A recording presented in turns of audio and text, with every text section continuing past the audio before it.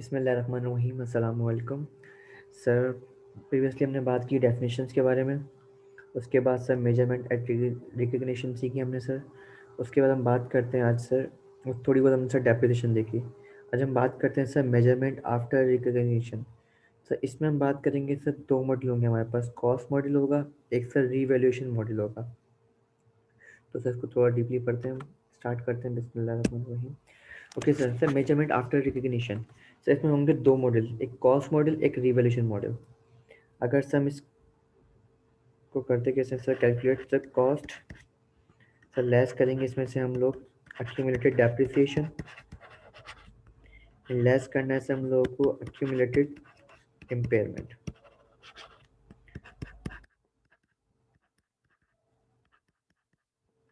अगर सर हम इन दोनों चीज़ों को माइनस करते हैं तो हमें क्या मिल जाएगा सर, एक कैरिंग अमाउंट मिल जाएगा, एसेट का कैरिंग अमाउंट।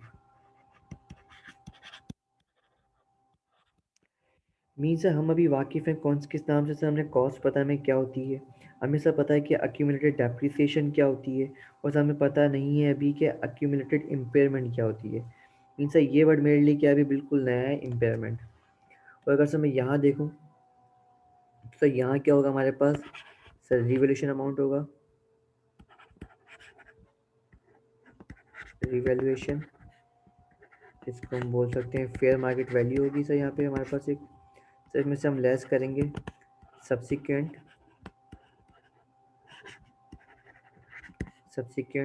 accumulated depreciation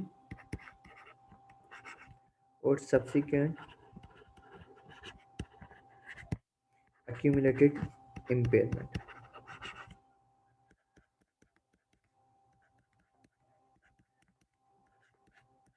इन दोनों चीज़ों को मैं माइनस कर दूंगा तो मुझे क्या मिल जाएगा सर, एसेट का कैरिंग अमाउंट।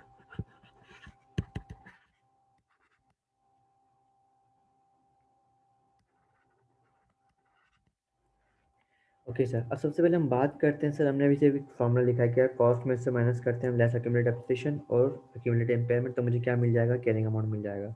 अभी तक हमने सिर्फ और सिर्फ इन दो चीज़ के बारे में बात की थी, तीसरी चीज़ हमने अब ऐड करी है। अगर सर सबसे पहले मैं बात करूँ कॉस्ट मॉडल के अंदर, अगर सर मैं सबसे पहले कॉस्ट मॉडल की बात कर रहा हूँ,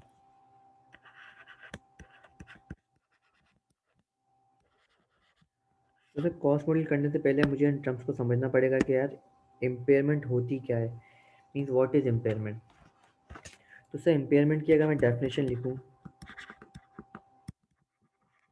इम्पेयरमेंट तो क्या होती है impairment, when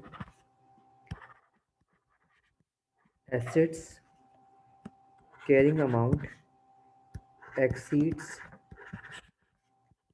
it's recoverable amount.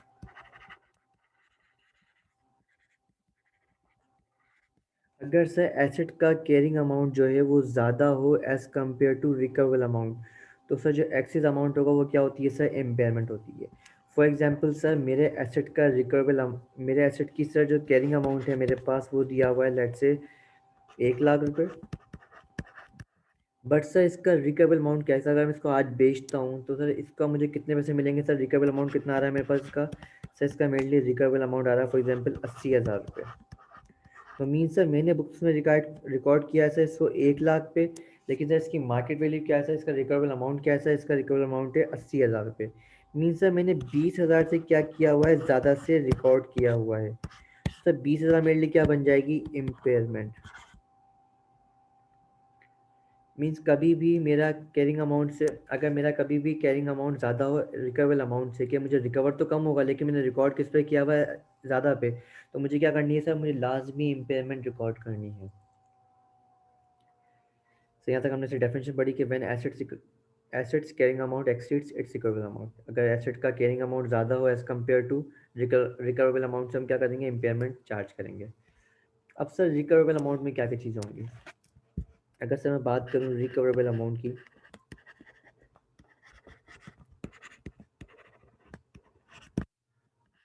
तो सर रिकवरेबल अमाउंट में दो चीज़ आती हैं, higher of number one value in use, number second is fair market value less cost to sell. Mean से जब भी मैं रिकवरेबल अमाउंट कैलकुलेट कर रहा हूँ तो सर मैं दो चीज़ों को मैंने कंसिडर करूँगा सर, एक वैल्यू इन यूज़ को, एक sir fair market value less cost to sell को, जो भी दी हुई हो। और सर इनमें से जो चीज़ हायर होगी वो मेरे लिए क्या बन जाएगा सर, वो मेरे लिए बन जाएगा रिकवरेबल अमाउंट। तो sir fair market value less cost to sell की बात करते हैं। तो सर पहले इसकी बात कर रहे हैं, fair market value, fair market value less cost to cell.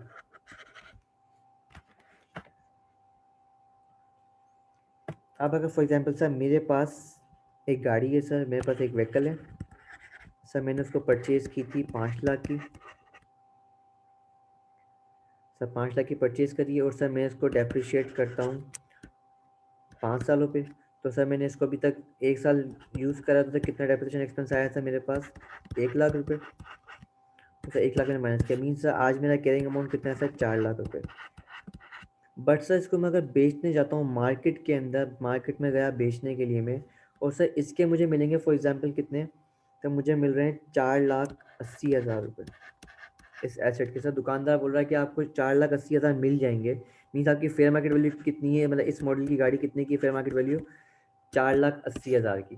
But sir इसमें हमें क्या करना पड़ रहा था, खर्चा करना, मीन्स हम लोगों ने इतना रफ इस्तेमाल किया है कि इसका कलर वगैरह ख़राब हो चुका है, अंदर का इंटीरियर ख़राब हो चुका है।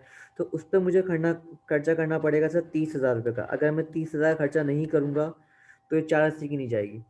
तो सर अगर मैं 30,000 खर्चा माइनस कर दूँ, less cost to sell minus कर दूँ कि यार जो कॉस्ट मेरी लग रही है सेल करने के लिए, अगर वो माइनस कर दूँ तो सर मेरे पास नेट प्राइस कितना आ जाएगा, 450।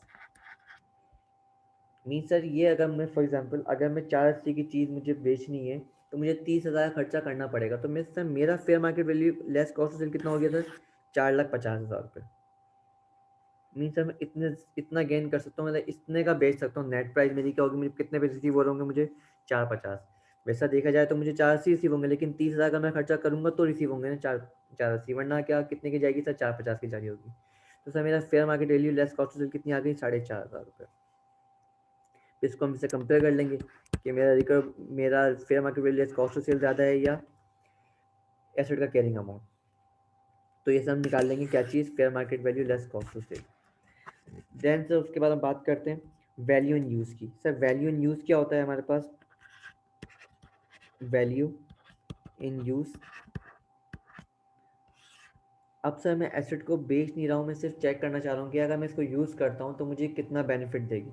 सर फॉर एग्जांपल मेरे एसेट यहाँ से स्टार्ट हुआ सर, ईयर 1, 2, 3 और 4।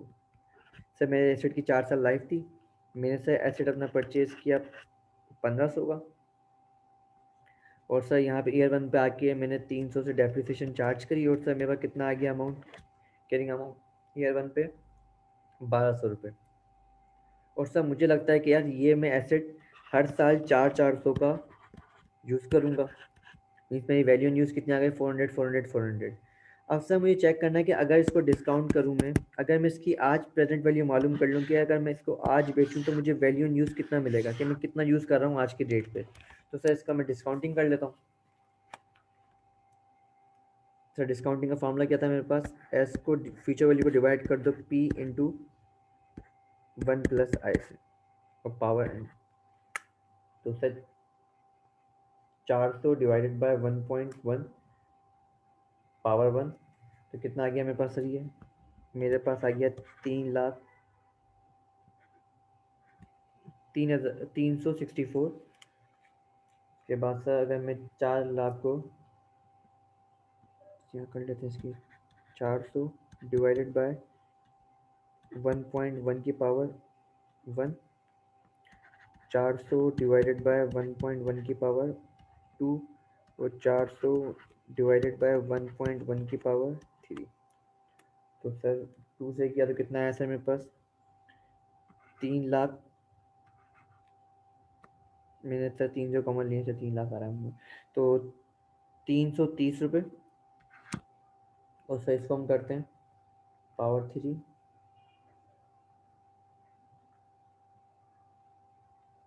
तो सही आ रहा है मेरे पास 300। अगर इन सबको हम सम कर लें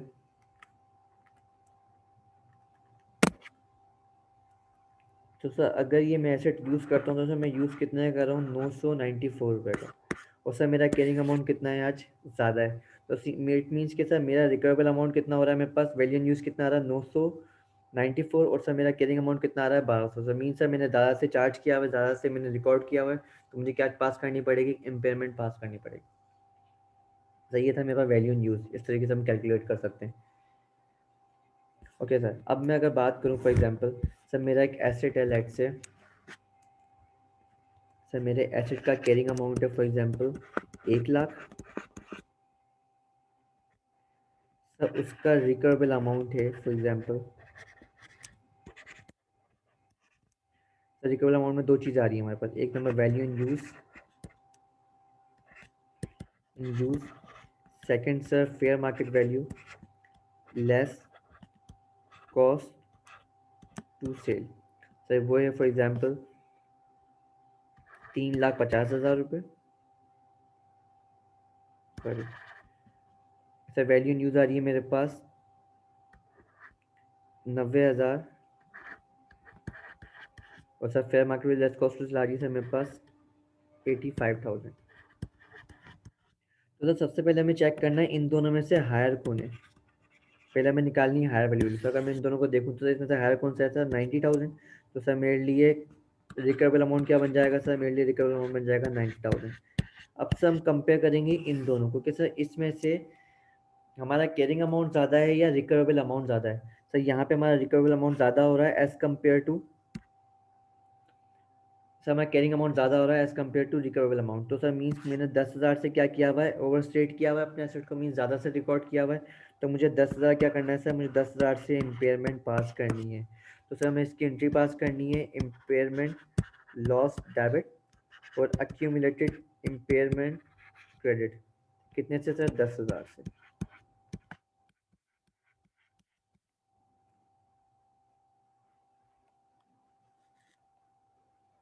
तो इस तरीके से हम रिकॉर्ड कर सकते हैं अपनी इम्पेयरमेंट। उसके बाद अगर सर मैं बात करूँ आगे, अगर सर इसको हम केसेस के लिहाज से समझते हैं, क्या इस केस में क्या करें।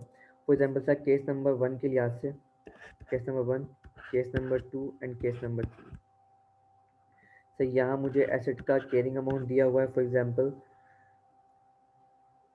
5 लाख रुपए। तो यहाँ भी दिया है सर सेम अमाउंट है 5 लाख, 5 लाख। सर यहाँ मुझे अपने एसेट का रिकवरेबल अमाउंट दिया हुआ है वैल्यू इन यूज़ और sir fair market value less cost to cell. Sir for example इन दोनों में मुझे दिया हुआ है यहाँ पे 4 लाख और सर 4,50,000। सर सेकंड सिनेरियो में सर मेरे पास है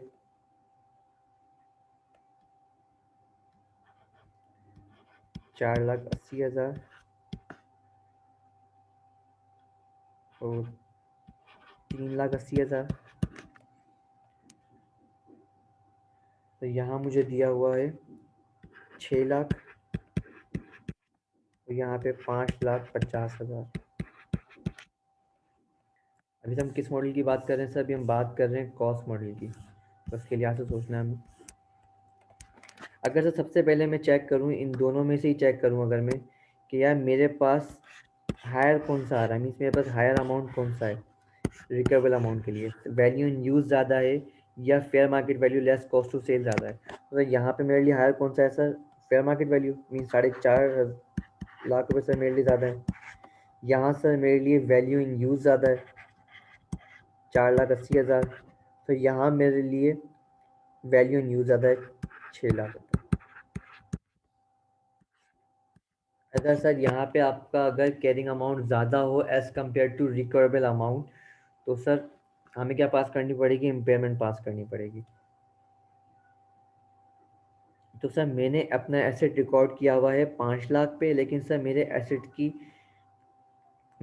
का रिकवरेबल अमाउंट कितना है सर, 4.5 लाख रुपये। तो सर मैंने 50,000 से क्या किया हुआ, अपने एसेट को ओवर स्टेट किया, मीन्स मुझे 50,000 से क्या करनी पड़ेगी सर, मुझे इम्पेयरमेंट पास करनी पड़ेगी। तो सर ये मेरे लिए क्या बन जाएगा सर, इम्पेयरमेंट लॉस। अगर सर मैं यहाँ देखूँ तो सर मेरे पास सेकंड सिनेरियो में सर मेरे पास कैरिंग अमाउंट है यहाँ पे 5 लाख रुपए का। सर मेरे लिए रिकवरेबल अमाउंट है 4.5 लाख, 4,80,000 रुपये। मीन सर मैंने एसेट अभी भी सर ज़्यादा से रिकॉर्ड किया हुआ है as compare to recoverable amount. मैंने सर रिकॉर्ड कितने ज़्यादा किया है सर? 20,000 से। तो 20,000 मेरे लिए क्या बन जाएगा सर? 20,000 मेरे लिए बन जाएगा इम्पेयरमेंट लॉस। देन सर अगर आखिरी सिनेरियो की बात करूँ केस नंबर 3 की, तो सर इसमें मेरे पास कैरिंग अमाउंट है 5 लाख रुपए और सर मेरा रिकवरेबल अमाउंट कितना है सर? 6 लाख रुपए। मीन्स सर मैंने अपने एसेट को कम से रिकॉर्ड किया हुआ है, तो मीन्स मुझे यहाँ पे इम्पेयरमेंट कोई भी पास नहीं करनी। मीन्स यहाँ पे मेरे लिए एसेट में कोई भी इम्पेयरमेंट नहीं आएगी। मैं कि मार्केट वैल्यू ज़्यादा है, कितने से सोर्स से ज़्यादा है, लेकिन सर यहाँ पे मैं कोई भी इम्पेयरमेंट पास नहीं करूँगा। यहाँ पे इम्पेयरमेंट है ही नहीं, मेरा एसेट तो कम पे रिकॉर्ड हुआ हुआ है और मेरे साथ मेरी मार्केट ज़्यादा चल रही है। तो अभी हम इसको कॉस्ट इसमें हम इसको कैरिंग अमाउंट पे रखेंगे। इसमें यहाँ पे हम लोग कोई भी इसका कैरिंग अमाउंट कम नहीं करेंगे, ज़्यादा बढ़ाएंगे नहीं, बिल्कुल भी। तो इन दोनों के लिए क्या पास करनी पड़ेगी? इम्पेयरमेंट लॉस हमें डेबिट करना पड़ेगा और अक्यूमुलेटेड इम्पेयरमेंट क्रेडिट करनी पड़ेगी।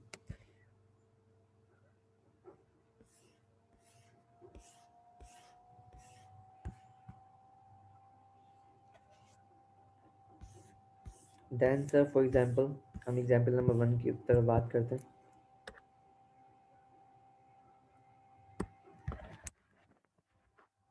अगर मैं सर इसको सवाल नंबर 1 से सीखूं, एग्जांपल नंबर 1 से सर, फॉर एग्जांपल सर मैंने एक लैंड परचेज करी। सर लैंड मैंने परचेज कर रहा हूँ मैं 1 जनवरी 2016 के अंदर सर। अमाउंट है सर उसका rupees sir let's say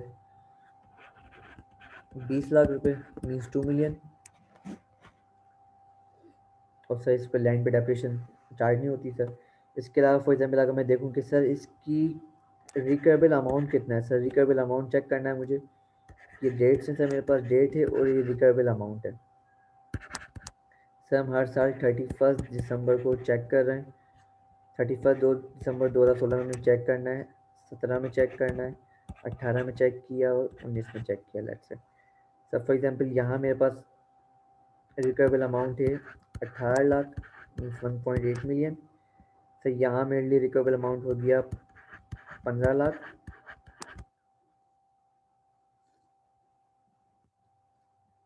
sir यहाँ मेरे लिए रिकवरेबल अमाउंट हो गया फॉर एग्जांपल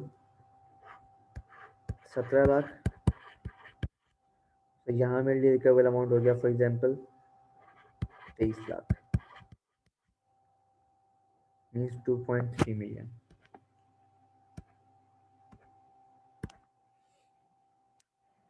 तो सर हमें चेक करना है कि कहाँ का हम इम्पेयरमेंट चार्ज करेंगे, कहाँ इम्पेयरमेंट चार्ज नहीं करेंगे।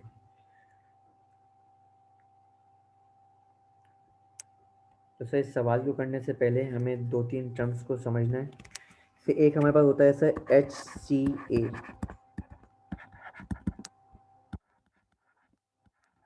Historical carrying amount. एक होगा हमारे पास ACA, actual carrying amount. Sir HCA क्या होता है सर? हम यहाँ पे वो देखेंगे कि यार यहाँ पे इम्पेयरमेंट अगर ना होती तो हिस्टोरिकली मैं किस अमाउंट पे, किस कैरिंग अमाउंट पे होता आज। अगर सर फॉर एग्जांपल इस वाले केस की बात करूं, सर अब मेरे एसेट किस पे आ गया होगा? सर मेरा एसेट आ गया होगा 4,50,000 पे। तो यहाँ आ गया होगा 4,80,000 पे। अगर मैं पीपी की बात करूँ, अगर सर इसका मैं एसओसीआई बनाऊँ फॉर एग्जांपल, इसका हम पहले एसओसीआई बनाते हैं सर। इस सवाल का पहले एसओसीआई बनाया सर, यहाँ पे एसओएफपी बनाया sir. Case 1, case 2, case 3, case 1, case 2 and case 3।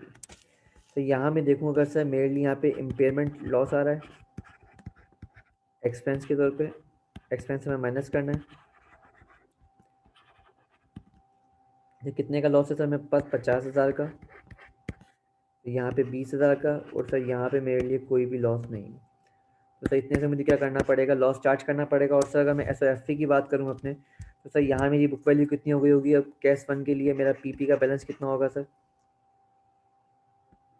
तो यहाँ पे बैलेंस आ रहा होगा फॉर एग्जांपल 4,50,000। फिर यहाँ आ रहा होगा 4,80,000। और सर केस 3 में आ रहा होगा 5,00,000।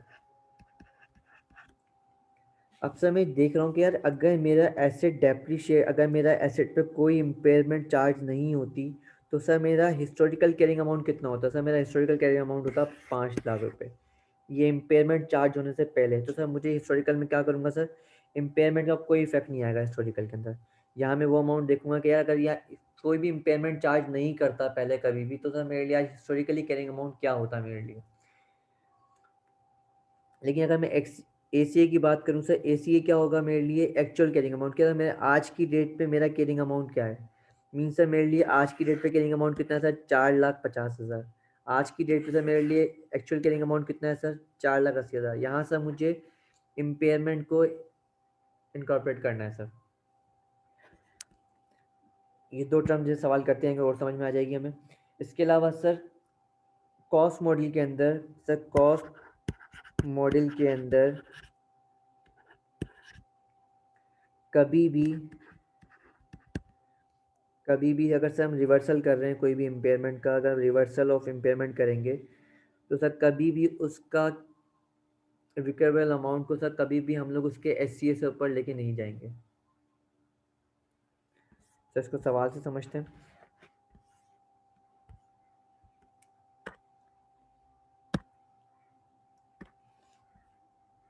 अब सर फॉर एग्जाम्पल मैंने 1 जैन को सर मैंने बिल्डिंग डेबिट करनी है, तो मैंने एंट्री पास की होगी 1 जैन 2016 के अंदर, land debit, bank credit sir 2 million से।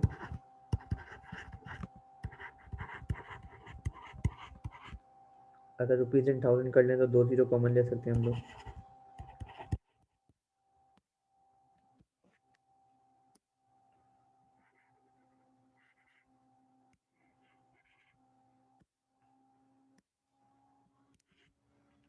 Okay sir.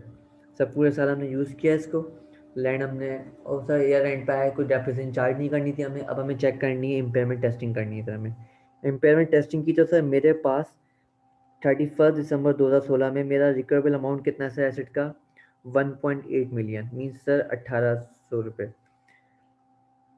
सर मेरे लिए 1,800 क्या है, मेरे लिए रिकवरेबल अमाउंट है, लेकिन सर मेरे एसेट को मैंने किस पे रिकॉर्ड किया हुआ है, 2,000 पे। तो मीन्स सर मुझे क्या करना पड़ेगा, मुझे 2,000 से इम्पेयरमेंट चार्ज करनी है, 200 रुपये से इम्पेयरमेंट चार्ज करनी है। अगर मैं इसको दोबारा चेक करूँ कि यार मैं आज कहाँ खड़ा हूँ सर, सर मेरा आज एक्चुअल कैरिंग अमाउंट कितना है सर, 2,000 रुपये। सर यही मेरा हिस्टोरिकल भी है, यही मेरा एक्चुअल होगा, क्योंकि अभी तक कोई इम्पेयरमेंट चार्ज नहीं हुई। और सर अगर मैं देखूँ कि यार मेरा रिकवरेबल अमाउंट कितना है, मेरा रिकवरेबल अमाउंट कितना है सर, वो है 1,800 रुपये। मीन्स सर मैं क्या आ रहा हूँ सर, नीचे आ रहा हूँ, तो सर मुझे क्या करनी पड़ेगी सर, इम्पेयरमेंट लॉस को रिकॉर्ड करना पड़ेगा सर, कितने से, 200 रुपये से। तो सर इसकी एंट्री क्या पास होगी सर, 31 दिसंबर 2016 के अंदर इम्पेयरमेंट लॉस डेबिट और अक्यूमुलेटेड इम्पेयरमेंट क्रेडिट कितने से सर, 200 रुपये से।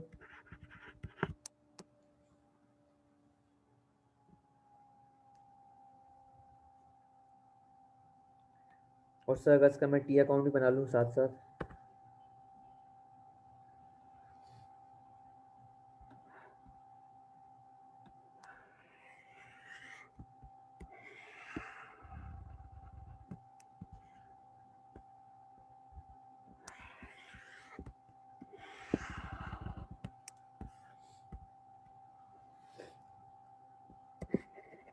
सर लैंड है मेरे पास, और ये accumulated impairment sir 2016 rupees in 1000,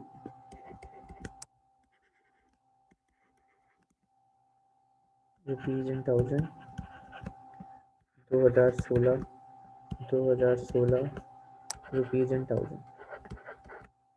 okay sir, मैंने सर लैंड डेबिट करी कब, 1 जैन को, रेफरेंस बैंक का दिया सर कितने से, 2,000 रुपये से।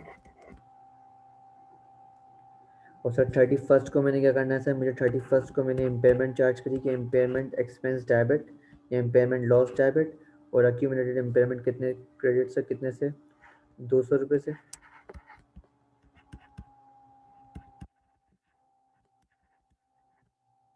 तो यहाँ मैंने इसको सीडी किया, कितने से आ गया सर, 200 से। तो यहाँ इसको मैंने सीडी किया, तो ये आ गया 2000 से। अब सर इसको अगर मैच करूँ मैं लैंड की कॉस्ट को मैच करूँ सर मैं एक्यूमुलेटेड इम्पेयरमेंट के सीडी से, तो कितना हो जाएगा, 2000 माइनस 200, 1800 रुपये। मीन सर मेरे आज एसेट की वैल्यू कितनी है सर, 1800 रुपये लेके आ रहे हैं।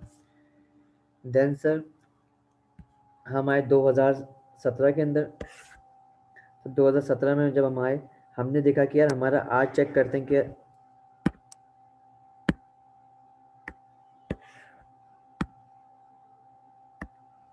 सर हमें चेक करना है कि यार आज हमारे एसेट का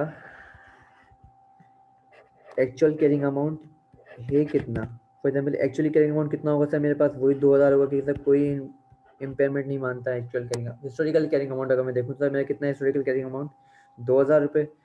और सर अगर मैं बात करूँ अपने एक्चुअल कैरिंग अमाउंट की, तो सर मेरा एक्चुअल कैरिंग अमाउंट आज है कितना, बुक्स में कितने पे रिकॉर्ड हुआ हुआ है सर, 1800 पे। तो मेरे लिए क्या बन गया ये एक्चुअल कैरिंग अमाउंट। और सर अगर मैं चेक करूँ तो मेरे लिए रिकवेबल अमाउंट कितना है सर, सिर्फ और सिर्फ 1500 रुपये। मीन सर मैं अपने ACA से भी कहाँ आ रहा हूँ सर, नीचे आ रहा हूँ। सर मेरे लिए क्या बन गया, 1500 रुपये रिकवेबल अमाउंट। सर मैं अगर मेरे कोई इम्पेयरमेंट चार्ज नहीं होती तो मेरा हिस्टोरिकल कैरिंग अमाउंट कितना होता सर, 2000 रुपये। लेकिन इम्पेयरमेंट लास्ट ईयर चार्ज होने की वजह से मेरा आज एक्चुअल कैरिंग अमाउंट कितना है सर, आज की डेट पे 1800 रुपये। लेकिन सर अगर मार्केट में चेक करूँ तो मेरे लिए रिकवेबल अमाउंट कितना है सर इसका, 1500 रुपये। तो मुझे क्या करनी पड़ेगी सर, मुझे 300 से इम्पेयरमेंट लॉस और चार्ज करना पड़ रहा है। तो सर इसकी एंट्री क्या पास हो रही होगी,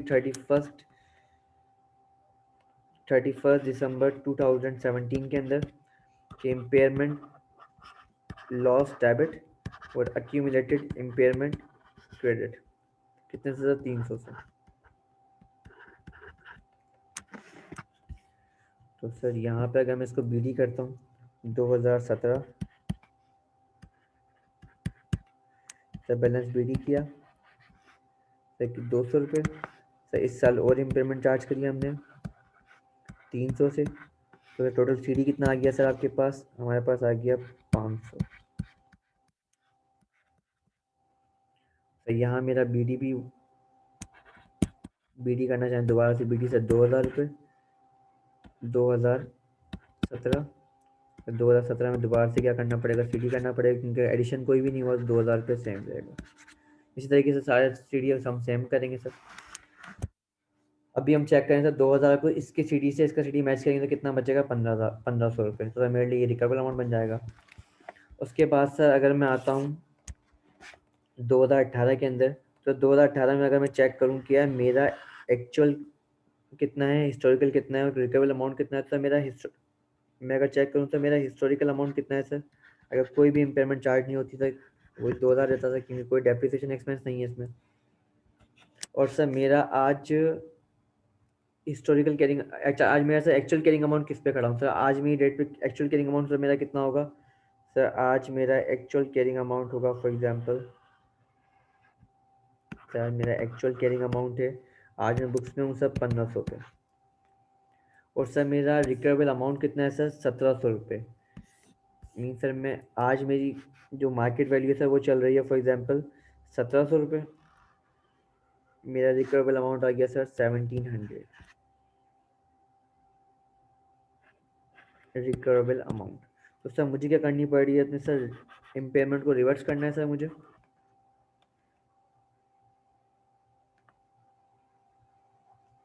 सर इम्पेयरमेंट को करना सर, रिवर्स करना है कितने से, 200 रुपये से।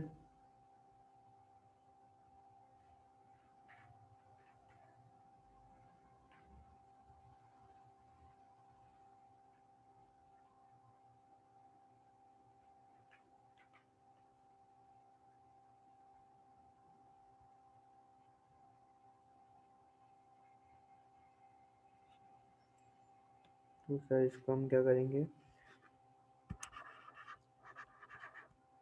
रिवर्सल ऑफ इम्पेयरमेंट कितने से हो रही है सर? 200 रुपये से। तो सर इसकी एंट्री पास करनी है मुझे। अक्यूमुलेटेड इम्पेयरमेंट डेबिट और इम्पेयरमेंट लॉस क्रेडिट कितने से सर? 200 रुपये से।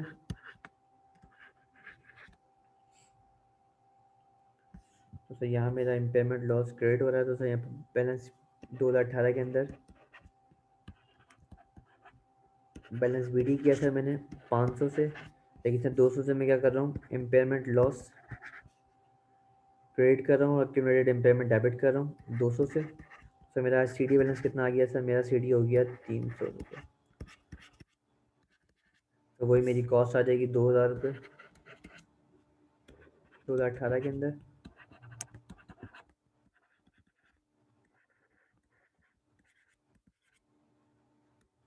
सी डी हो जाएगा सर 2019 में सर सेम रहेगा, बी डी 2000 रुपये।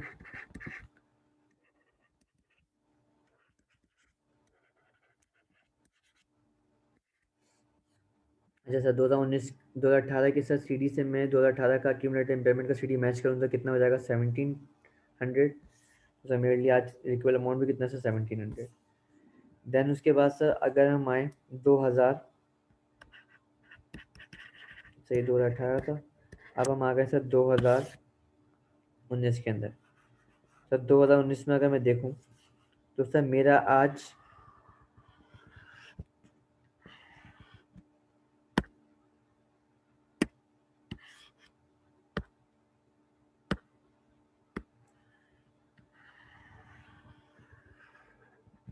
तो सर अगर लेट से मैं देखूं कि मेरा आज हिस्टोरिकल कैरिंग अमाउंट होता तो कितना होता था? 2000 रुपये होता, इम्पेयरमेंट कोई चार्ज नहीं होती। और सर मेरा आज एक्चुअल कैरिंग अमाउंट कितना है सर? 1700 रुपये। ये मेरे लिए आज की डेट पे 1700 रुपये से क्या बन जाएगा? रिकवरेबल अमाउंट बन जाएगा 1700 रुपये। और सर अगर मैं चेक करूँ तो सर मेरा रिकवरेबल अमाउंट कितना है सर? 2300 रुपये। तो 2300 क्या होगा सर मेरे लिए? रिकवरेबल अमाउंट हो गया। अब सर मैं कहाँ पे आ चुका हूँ सर? मैं अब एच सी ए से भी ऊपर आ सकूँ। तो सर मैंने क्या करना पड़ेगा सर? मुझे रिवर्सल ऑफ इम्पेयरमेंट चार्ज करनी है। तो सर कॉस्ट मॉडल की लिमिटेशन ये है कि आप ज़्यादा से ज़्यादा इम्पेयरमेंट लॉस या एक्यूमुलेटेड इम्पेयरमेंट लॉस सर आप सिर्फ एच टी ए तक रिवर्स कर सकते हो, बाकी इससे ऊपर आपको जाने की इजाज़त नहीं है। मीन्स आप अपने एसेट के कैरिंग अमाउंट को ज़्यादा से ज़्यादा एच सी ए तक ला सकते हो, एच सी ए से ऊपर नहीं जा सकते। मीन्स आप रिकवरेबल अमाउंट अगर आपका एच सी ए से ऊपर आ रहा है तो आपकी लिमिट ये है कि आप उसको रिकॉर्ड करो सिर्फ और सिर्फ एच सी ए तक, ना कि इसके ऊपर जाओ। तो सर हम कितना रिवर्स कर सकते हैं ज़्यादा से ज़्यादा रिवर्सल ऑफ इम्पेयरमेंट? सिर्फ और सिर्फ 300 रुपये से। और सर अगर मैं देखूँ तो सर मेरे पास एक्यूमुलेटेड इम्पेयरमेंट के अकाउंट में सर पड़े हुए भी कितने सर? सिर्फ और सिर्फ 300 से रिकॉर्ड हुए हैं रिमेनिंग बैलेंस। तो सर यहाँ पे हम एंट्री पास करेंगे 31 दिसंबर 2019 के अंदर कि एक्यूमुलेटेड इम्पेयरमेंट डेबिट 200 से, 300 से, और इम्पेयरमेंट लॉस क्रेडिट 300 से। तो 2019 बैलेंस बी डी सर 300 से, सर इम्पेयरमेंट लॉस क्रेडिट और एक्यूमुलेटेड इम्पेयरमेंट डेबिट 300 से। मीन्स सर यहाँ पे आपको कोई बैलेंस नहीं बचा, सबका सब सर रिवर्स हो चुका है। तो इस तरीके से हम क्या करते हैं, अपना डेप्रिसिएशन अपना इम्पेयरमेंट को चार्ज करते हैं। अगर सर मैं इसका एस ओ सी आई बनाऊँ सर, तो सर एस ओ सी आई के अंदर मेरे पास है सर 2019, 2018, 2017 और 2016। इम्पेयरमेंट लॉस की बात करूँ तो सर यहाँ मेरे पास इम्पेयरमेंट लॉस कितना है सर? सबसे पहले मैं 2016 के अंदर 200 रुपये। तो 200 से क्या करना पड़ेगा सर? मुझे एक्सपेंस रिकॉर्ड करना पड़ेगा। 17 में सर मेरे लिए एक्सपेंस कितना बढ़ा सर? 300 से बढ़ा, तो सर 300 मेरे लिए क्या हो गया? एक्सपेंस हुआ। 18 में सर मैंने एक्सपेंस को रिवर्स किया 200 से, तो 200 पॉजिटिव आ जाएंगे यहाँ से, 300 से अगर सर मैं SOFP पे आऊँ, एक्सट्रैक्ट्स पे,